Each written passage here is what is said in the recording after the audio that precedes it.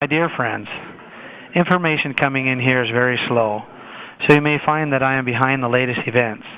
However, I was informed that Sheriff Palmer of Grant County is being threatened by state bureaucrats to take his law enforcement license away. It is this appalling actions from the heads of bureaucracies that has me up in the middle of the night writing this response.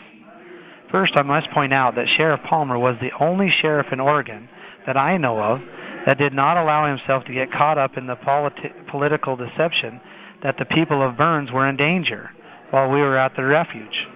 Sheriff Palmer went to the source and found out the truth. He found out that we at the refuge stood for the Constitution, the same document all sheriffs swear an oath to uphold and defend. He also found out that we were good, hard-working family people that loved this country and would not hurt another person, and that we were there to defend people, not harm or make afraid. It is my belief that because of Sheriff Palmer's commitment to the people and his oath to uphold the Constitution, he withheld his participation in Sheriff Ward and Grassley's ploy that the people of Burns were in danger and needed martial law. Let us not forget that the resource center is 30 miles from Burns.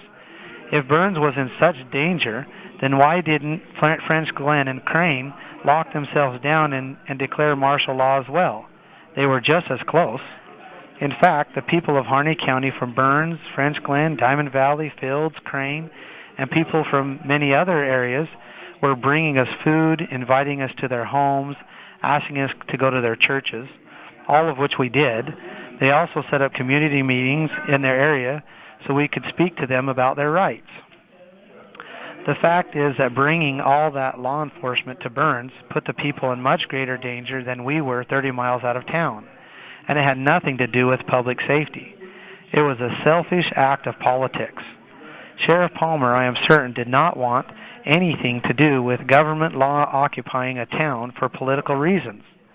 Because of his understanding of the Constitution and loyalty to the people and not government officials, his office is being threatened. This brings me to another question. Where does Sheriff Palmer get his authority to police and arrest? Does it come from the heads of bureaucrats in the form of a license, or does it come from the people through an election of the people? If heads of bureaucratic agencies believe that they can take the office of a sheriff away by pulling a license, then what does this say about where bureaucracies believe the power comes from? This is a clear example of a major problem that we the people face in this country. We have heads of government agencies, bureaucrats, that control and intimidate our elected representatives, such as a sheriff, through mandates, procedures, and licensing. They control the people the same way. We as a people are always saying how our elected representatives, politicians, are not doing anything for us. However, when you look deep into it, one can see that they, our elected representatives, are controlled by bureaucrats, the heads of government agencies, through mandates, codes, regulations, contracts, permits, and licenses. If an elected representative does not follow those processes, they too are subject to bureaucratic retaliation.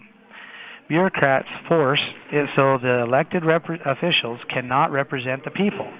They can only follow the system, and if elected representatives try to change it or go against the system, the heads of bureaucratic agencies threaten them with pulling a license or with legal prosecution for breaking an administrative code or regulations.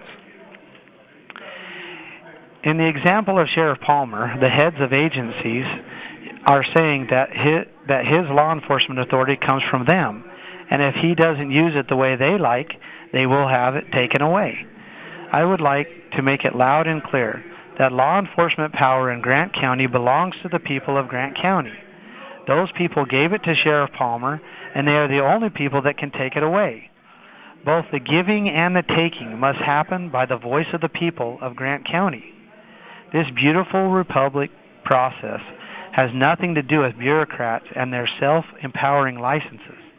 I kindly remind sheriffs across the county that your law enforcement authority did not come by license, but by election. The people are trusting you to protect them from foreign and domestic threats.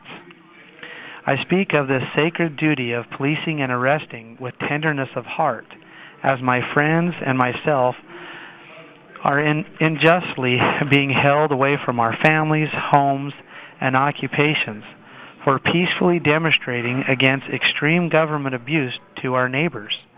The power to chain and cage another man is a very solemn and sacred responsibility that holds eternal accountability. When the power is abused, it causes tremendous human suffering and injustices and can destroy a man's entire life. The power to incarcerate is being used too liberally in our time. Law enforcement power is too detrimental to the people to be trusted in the hands of a few. It can only be trusted in either God's hands or distributed to the people by the hands of a republic through elections. This is the only way that the power is safe and, if abused, can be quickly corrected. This is what Benjamin Franklin meant when he implied, "We give you a republic form of government if you can keep it." I encourage all people who love to be free to stand with Sheriff Palmer and help defend the people's power as a republic.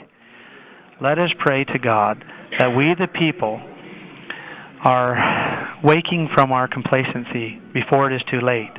Let us remember that many are suffering and many gave their all to ensure that the power stays in the people's hands. With love, respect, and gratitude, Ammon Bundy.